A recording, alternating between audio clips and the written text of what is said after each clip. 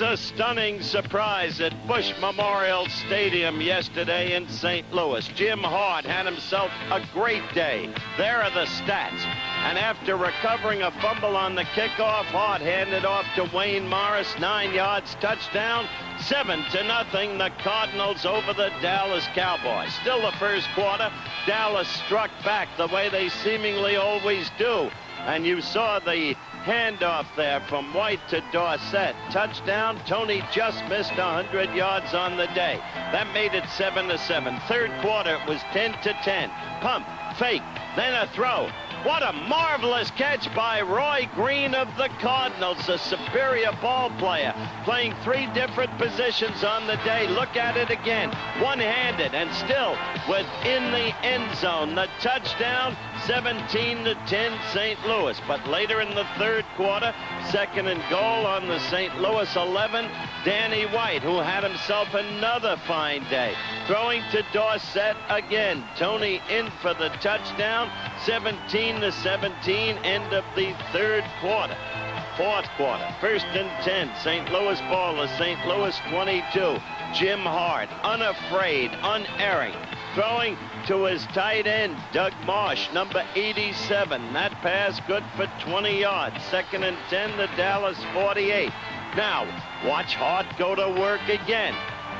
You never heard of Roy Green. He played wide receiver. He played defensive back. He played on the special teams 3 ways. And what a day he had. That was good for a 19-yard gain to the Dallas 30. Seconds remaining. Neil O'Donoghue, no question. High, right between the uprights. The St. Louis Cardinals upset the previously unbeaten Dallas Cowboys. The score, 20-17. Hart gets some braces.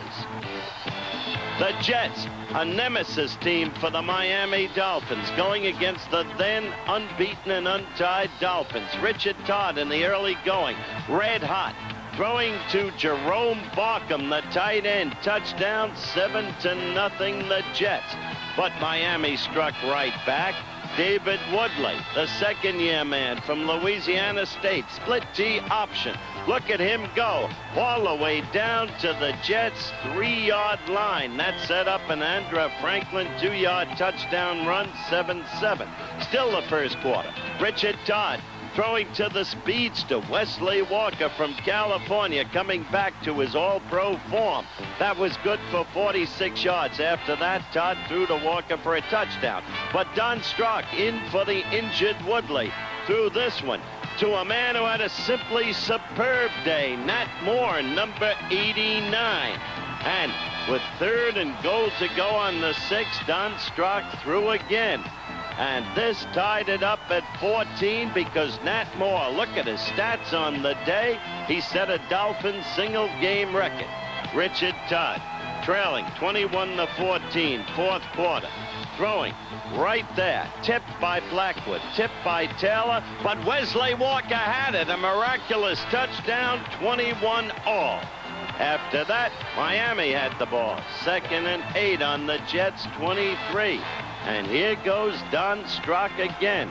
The young man, now a veteran from Virginia Tech. Once again, the irrepressible Nat Moore. 28-21 Miami. Jets ball. And Richard Todd. What a day he had.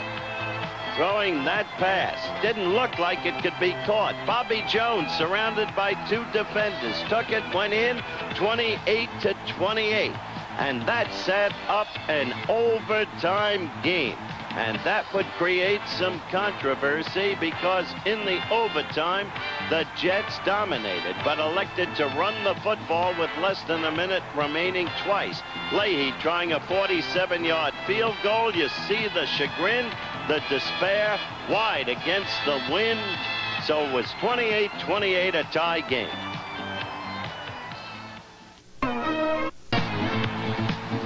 A terrible year.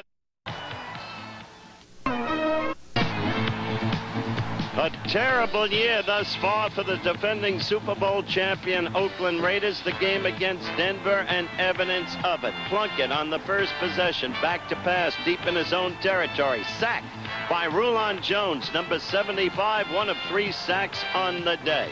In the second quarter, Denver ready to strike. 3rd and 2 on the Oakland 4. Morton handing off to Preston. Look at Dave keep his balance. He had a good day. 7-0 Denver. That's what it was at halftime. In the third quarter, 4th and 5 at the 50. Denver's first possession. Prestridge punting. Matthews back to take the punt, but no, right through his arms. Denver picked off the fumble. That set up a Freddie Steinfurt field goal. 10-0 Denver.